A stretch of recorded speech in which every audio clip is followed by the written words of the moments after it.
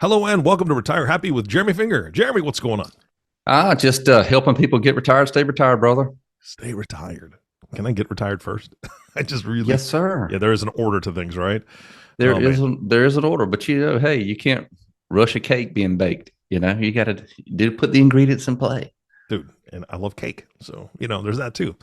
Fantastic. Well, what's going on, man? I mean, we've gathered again, and it's good to see you. First of all, for those that don't know, this you actually see a video on YouTube at some point if you choose to do it that way. Otherwise, you can just keep on listening to the podcast. That might be the better way to do it because I got a face for radio. I've been told. Me too. It's a double whammy. All right. So, what are we talking about today? All right. Well, so we talked about previously, how to add money and save money for retirement, but one crucial factor, I say one, a big thing for retirees is, okay, now I got all this stuff. How do I generate cash flow for my retirement? How do I take these pots of money and these pensions and, hey, do I take a lump sum or do I do a pension? How do I, when to take Social Security? How do I do all of this and translate that into a paycheck over on a monthly basis? Yeah. I mean, the hope is that somebody's going to have a bunch of those silos, pots, whatever you want to call them, to draw from, right? So, and then knowing that order that's most efficient. I mean, this is something you and I've talked about off air before. It's not easy, man. I mean, it really takes a lot of thought and a lot of planning to do it right so that you don't pay more in taxes, so you don't deplete something before you should, so on and so forth. So I think this is a great topic for today, especially with what's going on in the markets with banks and all that jazz. That's right. People are looking more and more to what they've accumulated and saying, I want to make sure it's safe and I want to make sure I'm doing this the right way. That's right. That's exactly right. And guess what? Another thing to consider, this is called the Retire Happy podcast, right? Yes. Okay, are you going to really want to spend 3, 4, 5 hours a day worrying about this stuff? And you sit back on your, let's pretend you're at age 90, you're sitting back looking at your life. Daggum, I spent 25 years, 5 hours a day worrying about this stuff. Couldn't I have spent this time better in a better use? Yeah. So, that's making sure that we're making the best use of our time. Right? Well, yeah. And the name Retire Worried podcast would suck. Yeah. I think, truth be told, I probably would have listened to it at least once, twice. Just to find out what's going on. Right. Yeah. So, so we're going to be going over some of the important things to think about when it comes to generating income in retirement. Okay. Hopefully that'll help the listener make the next right decision. Okay. All right. Where do we start? Okay. So what we want to do is think about, first off, we need to understand longevity. Okay. Because many people have, hey, I know when I want to retire, but I really got no idea how long I'm going to be retired. We don't know when we're going to pass away. And so an interesting stat that is very, very helpful to kind of, frame the groundwork here is that a healthy 65-year-old non-smoking man has a 63% chance of living to age 85. Okay, 63%. And a woman, 65, non-smoking, has a 72% chance to live to age 85. So, if you're 65, you got to at least plan for at minimum 20 years of retirement. But the thing is, hey, what if you're above average? My dad passed away at age 91. Well, if you got a couple that's age 65, one of the two of them has a 73% chance of living to 90. Okay, to 90. And get this, healthy couple has almost a 20% chance of one of the two of them living to age 100. Wow, that's a huge difference.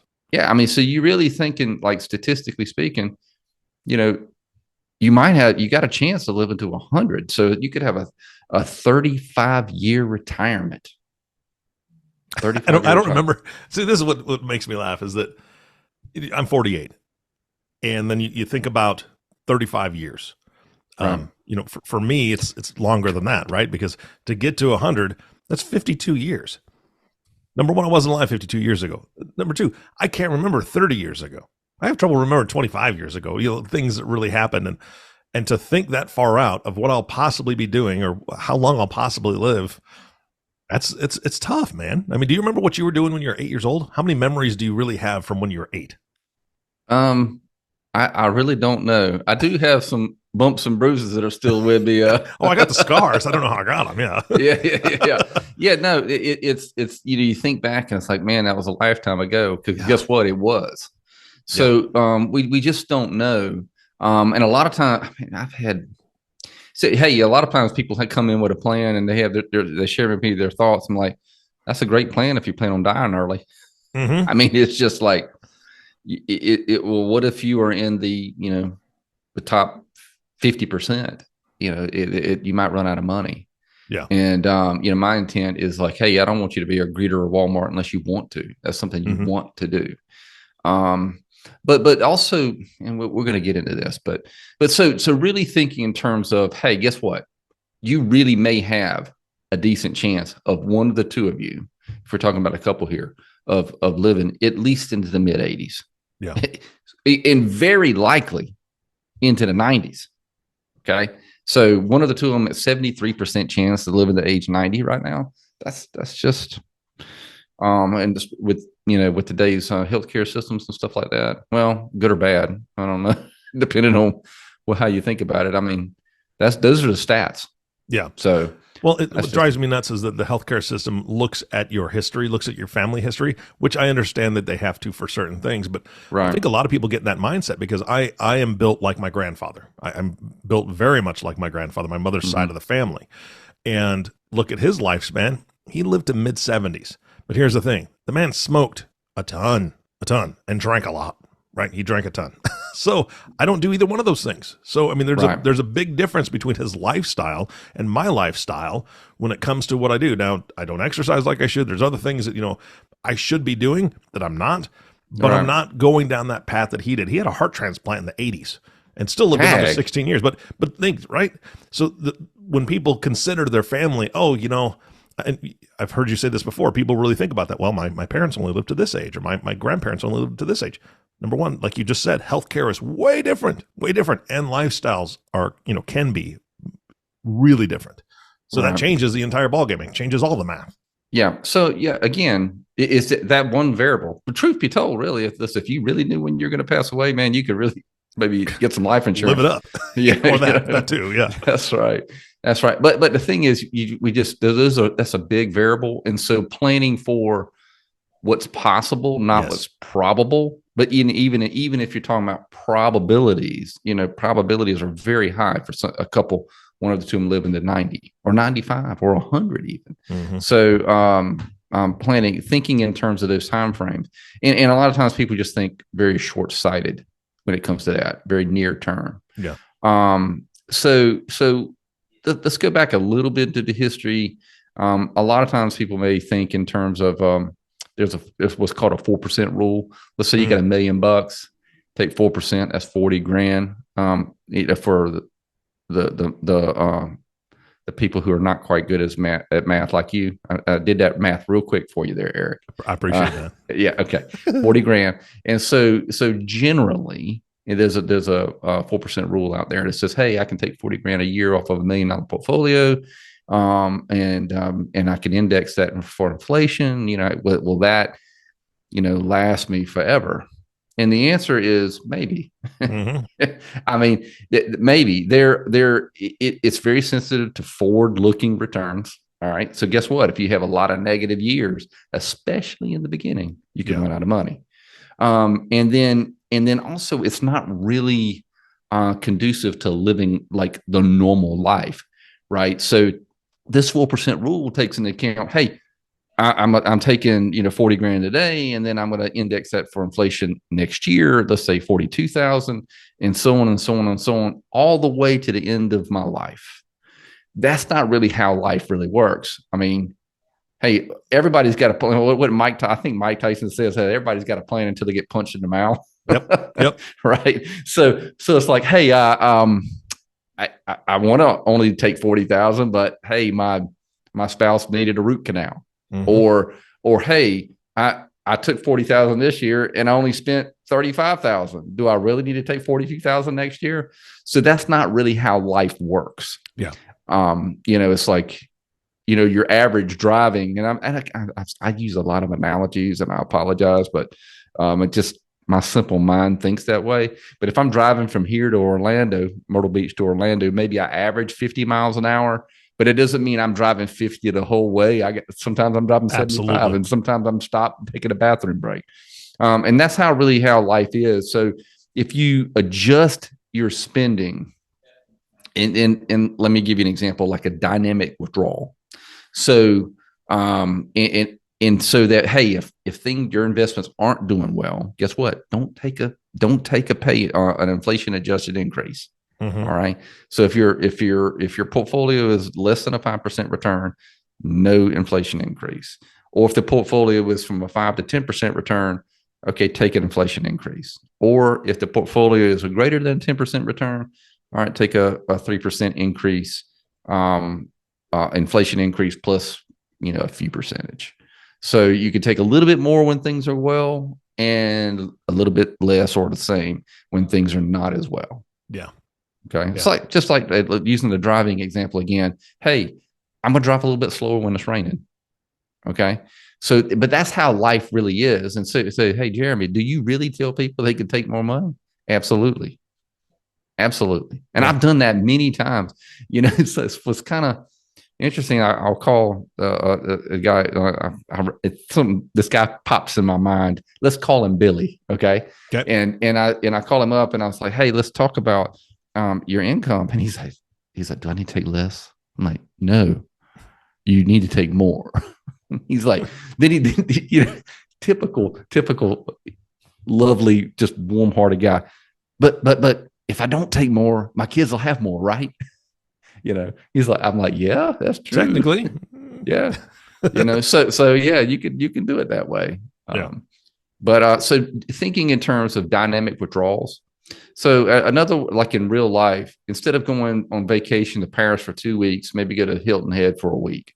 Mm-hmm. So you can maybe do some of the things that you really want to do, but do them in a different way that may be a little bit less expensive. Okay. Yeah.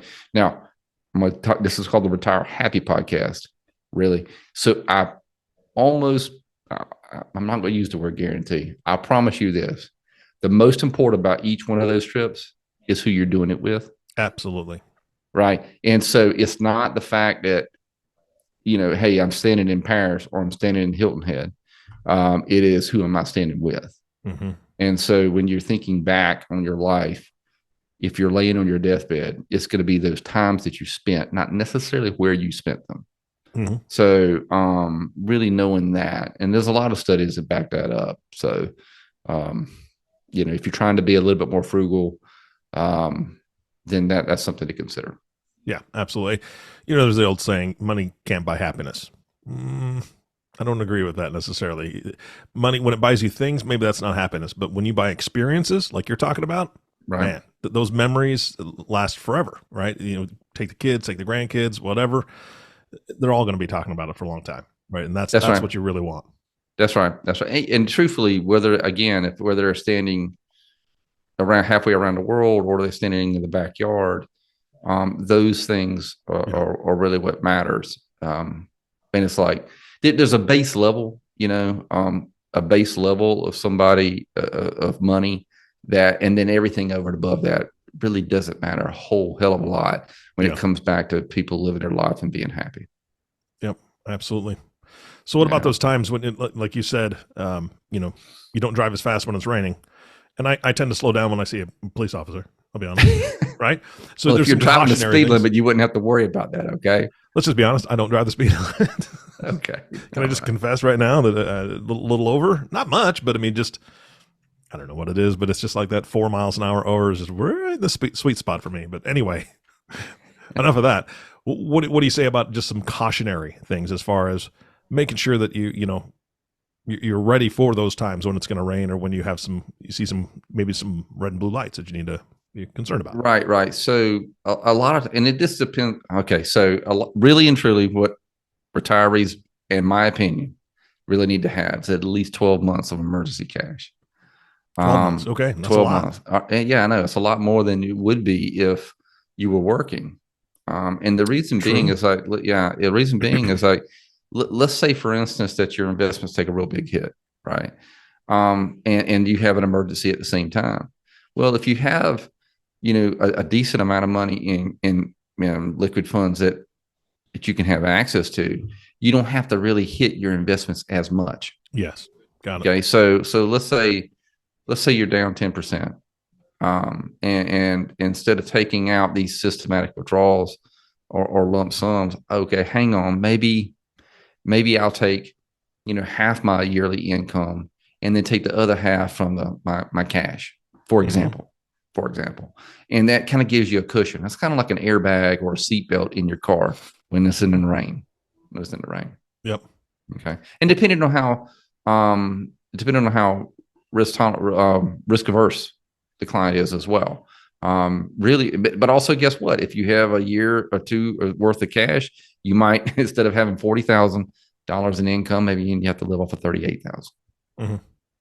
Well, here's the thing: is that when you said that, 12 months sounded a lot, right? I mean, it sounds like a lot to me. However, my mind immediately went to 2020, right? 2020, if somebody had played by your rules or what your suggestion was, and had 12 months, I think from February through March, the market dropped like 30%. Yeah. Right. If I'm not mistaken. That's but right. By the end of 2020, it had rebounded and more. So if they had left their accounts alone, not panicked, not withdrew a bunch, or, I got to go to cash, living off that 12-month buffer that you're talking about, their account would have come back and gained more, and they wouldn't have been as worried. Right. That's exactly right. Yeah. I mean, that doesn't happen often. I mean, it's not like it's a standard thing, but in 2020, I can imagine somebody retiring at the January 2020, right? And dear God, look at their account 2 months later. And I know there are people out there that weren't working with a professional and panicked. I'm sure you've heard those stories. And that's what scares me for folks that don't have somebody who's their barometer, or, the one that says, just, we plan for this. You've got that cash. It's time to tap into that cash for a bit and let those things lie. So that's right. No, yeah. That's right. Good. It's like I took a few flying lessons. It says, man, anybody can fly the plane in nice weather. It's not the flying that's the problem; it's the landing. Yeah. So it's like, hey, everything's fine when things are fine. Yeah. It's just when seas get rough or the air gets rough, that's really when you need some training, and it's good to have a buffer there. Mm-hmm.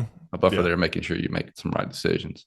So another thing I do want to mention, Eric, is that a generality. Okay. So let's say, for instance, you got a Roth IRA account, a Hilt savings account, and an IRA account, a traditional IRA account. Then you got taxable investments.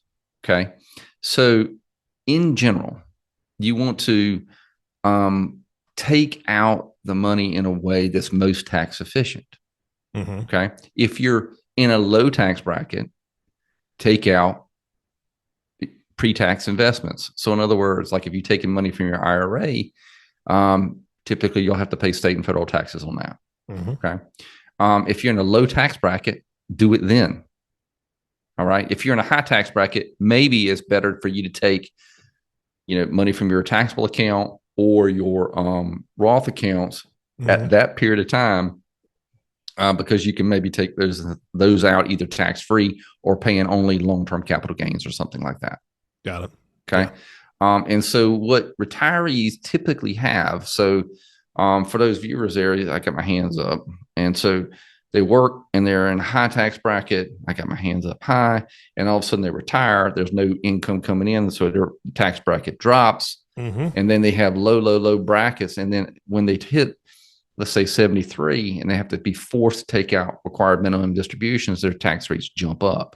So I call this like the retirement tax valley, like a little valley, right? Visualize a valley. So it is in that valley is really where you can take money out from your pre-tax accounts.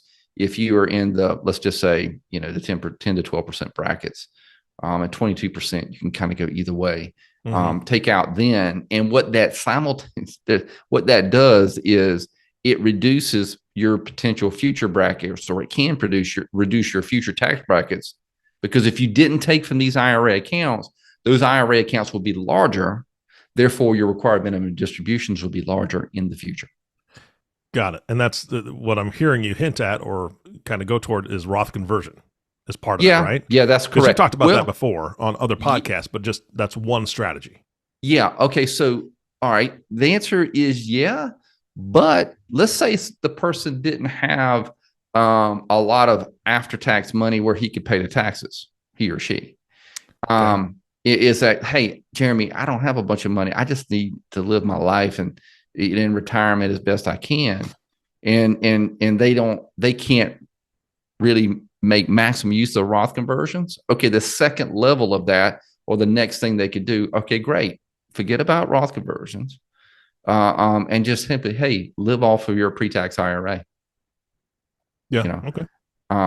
Yeah. And so you pay the taxes and you're kind of, I mean, you're not doing the same thing, but it's like a Roth conversion is extra on top of something like that. Got it. Okay. And those who can't do the Roth conversion may be able to just be and use the kind of the same mentality and live off of their pre-tax IRAs in the low tax bracket years. Okay. Now, a couple things here.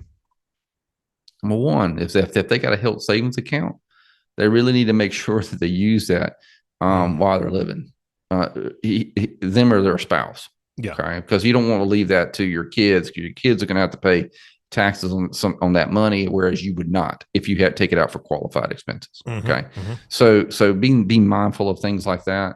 Also, another thing that sometimes retirees do, and I just disagree with, is that they will take Social Security early.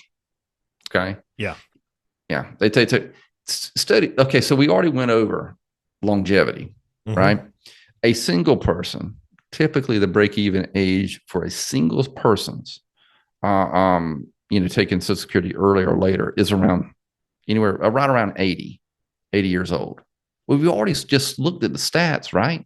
Yeah. Is that a healthy 65-year-old non-smoking man has a 63% chance to live into age 85. Okay. So put the odds in your favor, delay Social Security. All right. Yeah. Now, another weird thing to think about is that, a lot of times people are conservative and they want to take Social Security early, which is the opposite of what they may need to do. Hey, listen, you got a government guaranteed pension here. Hey, have that as large as possible. Yeah. All right. And just, hey, listen, have that as large as possible and take some of these other assets that aren't guaranteed now in your low tax bracket years. And then you'll be home free. Or you could be home free if you really maximize Social Security. Yeah. Yeah. Cause it's like an 8% gain every year you delay, right? That's exactly right. That's a huge gain. I mean, that's a huge difference. Hello, raise your hand if you'd like to have some guaranteed gains, Yeah. I'll raise my hand to that. Please. And so the irony is that I'll have somebody who's conservative and think they should take Social Security early when the actual opposite is true. Yeah. Hey, I'm conservative. Great. Let's reduce the amount of the variable income that you may have in some of your investments and increase the amount of your guarantees from your government. Yeah. Well, the thing is it boils down, for me, it boils down to the math, right? Everybody's situation is different. Every marriage is different, how they handle work and how they handle kids or whatever. We did the math for my mother-in-law, and she didn't have a ton of earning years because she primarily raised 3 kids. And so her delaying, it was minuscule, the amount difference, right? It wasn't going to make much of a difference, like $20 a month, right? So there was no reason really to delay for her. She didn't take it early, but she didn't delay it further like she could have, because it was more helpful for her to be able to take that money early, or not early, but right on time, and not delay those extra years or months, because it really didn't make much of a difference. And so it's everybody's situation is different. If it's going to be a difference between, an extra $200 a month, that's Yeah, $200 a month. That's a bigger deal. Well, the thing is, when you think about imagine another 20 years, absolutely, you think you're going to pass away at age 80, which statistically is probably not true. And you said you lived to 100, $200 over a 20-year period is a lot of money. That's a lot of money, yeah. Right? I mean, I've seen people make decisions that were $100 to $200 to $400,000 difference in Social Security. That's huge amount. Yeah. People say, "Oh, will this mutual fund do 0.5% better than this mutual fund?" And they'd be worried about 0.1 or 0.2 or 0.5%. I'm like, dadgummit, hey, you just simply do this one thing with Social Security, and it's going to make a $500,000 benefit in your future. Or it could, depending on how long you live. Now, here's another thing though, Eric, is like people think about their own Social Security, but if they're married, what their decisions can affect is their spouse. Great. I lived to 75. I kicked the bucket early. Well, guess what? If I take my benefit early, my surviving spouse, my wife, could be negatively impacted on Social Security for the rest of her life because I made a decision to take it early. Yeah. Yeah. All right. And that's just really marrying, pun intended, the proper strategies. Jokes for days, man. Jokes for days. the proper strategies with income distribution from what accounts with Social Security optimization, all the while thinking about your family that you have, right? Yeah. And so really making those decisions. It is, in general, it's not just about you. It's also your family too. Yeah, absolutely. Yeah. Well, this has been fantastic. Is there anything else you want to cover in today's podcast? How much time do we got? Oh, I don't know. We go on for a little while longer. Okay. We got time. All right. So another thing is that if you do give money to charity, at age 70 and a half, give it from your pre-tax IRA. Generally most tax efficient way of giving money to charity. All right. So, and again, that's why when we ask these questions, you get money to charity? Yeah. I give $300 a month. All right, great. Send us the information. We'll take it from your pre-tax IRA, go straight to the charity. You don't pay any taxes on it. You don't get a tax deduction, but it's more tax efficient for you. Yeah. All right. Yeah. And guess what? Guess what we do? We also, verify all this with your CPA. Okay. So you don't have to. And then be mindful of healthcare expenses at retirement. Obviously, the older we get, the more money we spend towards healthcare. So a lot of times that's a sneaky expense. And so, hey, I don't spend a lot of money. Well, great. But if you get hurt or some, healthcare expenses jump, you need to know where to take it from the most tax efficient way possible. Okay.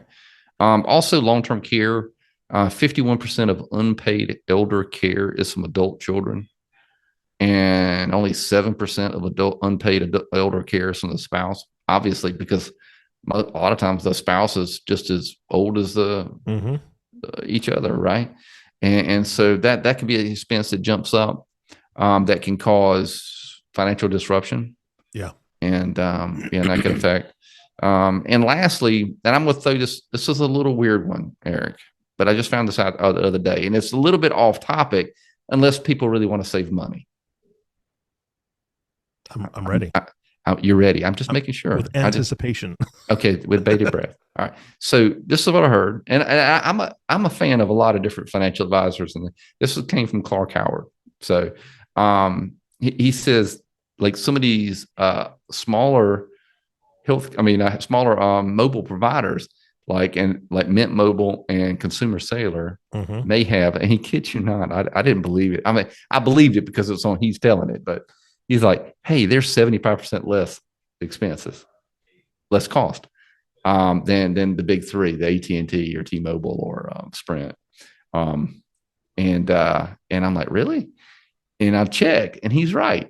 I mean, like in my family, kid you not, it'd be $95 a month versus $400 a month. Wow. if I switched over. Now I got no idea what the quality is. Now they say they use the same towers and all that, which that may be true. I don't know. But what I'm going to do is I'm going to have, either my wife or son switch over their one line, see how the quality is. The quality is good and they're happy with it. Whatever, we'll switch the rest of it over and it might save $300 a month. So that'd be good. That if it works, that'd be great. That is good. Yeah, so we'll see. I made one switch. I like your plan, because here's the thing: is I made a switch for our family years ago when I was told a certain one of the ones you mentioned. I won't mention which one. Well, oh no, we got towers in your area. We got all this. We're good to go. And I got all the new phones for the 4 of us, and I started to get them activated and so on and so forth. Of course, the very first day, realized that we got no reception in our house, so that sucked. And then driving down the road, just around our house, and we're in the middle of a city, so it's not like we're out in the boonies, and it would just drop constantly. And I was so frustrated. Oh yeah, and the map that they have, it's all red, so that means you got full coverage and blah blah blah. No, and it was a huge fight to take all that stuff back and whatever. Now I know that was like 7 years ago, so certain things have changed with that company specifically because they absorbed into another company or whatever. However, I like your idea. Test it out, test the water, dip your toe in. That's right, and then make the full switch. That's great. But and by the way, they have a 30-day guarantee, money back guarantee. Hey, send us the phone back. Send us we get no issues. Yep, they told me that too. Did they really? Well, it still ended up costing me. After fighting everything, I ended up walking away with. I lost about $130 total. So whatever. Right. But still, it was like, no, you said that this was the deal, and it wasn't the deal. So okay, test the water. Good. Point taken. Don't, like Warren Buffett said. He says, "Don't test the depth of the water with both feet." Exactly. I like that guy. He lives near me, so it's it's he does. He does. We meet for lunch every once in a while. And he asks you investment questions, I'm sure. Yeah, well, basically, I just put him to your podcast. I just say, hey, do you know this? Do you know Jeremy Finger? Man, this guy is brilliant. Yeah. So yeah. You know what? If only he would have me on his podcast. He's a long-time listener. I'm pretty sure he's a long-time listener. Yeah. You know what? Maybe he won't be as intimidated and he won't come on. So yeah. We'll see. Yeah. Well, this is fantastic. Good stuff, man. Any closing thoughts for today? Well, just I would say that every person's unique. Yeah. And you've done a great job on saving money and you putting money in the right spots. To go down the mountain, so to speak, when it comes down to retirement, takes a lot. And so when you have a plan, that plan can change. I mean, it can change daily, really. Yeah. But making sure that you have the right guidance so that you can be a little bit less worried and focus a little bit more on living life and spending time with your family and doing the things you want to do, and checking off all the boxes as best you can. Mm-hmm. Because I mean, things change, right? Yeah. It's not just because of markets. Hey, the market's down, I need to change my plan. That it's really, hey, my wife wants to retire early, or I want to retire later, or hey, we've got to take in a kid and help them out, or hey, I want to give money to charity. Yeah. I want to buy a car, buy a house, do this. So all that's real life stuff. Yeah. Right. That's really where do you get the money from in the best way possible? Yep. Absolutely. Yeah. Good stuff, man. Thank you for your time. Yeah, I appreciate it. Appreciate it. Hey, if people want to reach out, give them some contact info so they can start that journey with you. Yeah, they can email me at jeremy@riverbendwm.com or call me at 843-970-1049. All right. Thank you again, my friend. And of course, our last thank you always goes to you listening audience. Thank you so much for tuning in and listening to the Retire Happy podcast with Jeremy Finger.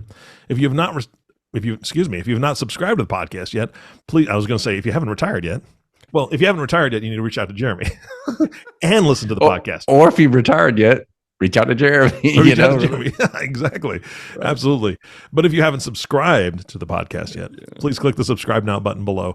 This way, when Jeremy comes out with a new podcast, it'll show up directly on your listening device. And we humbly ask that you share this podcast, rate it, and leave a review, as this actually does help others find the show. Again, thank you so much for listening today. For everyone at Riverbend Wealth Management, this is Eric Johnson reminding you to live your best day every day. And we'll see you next time.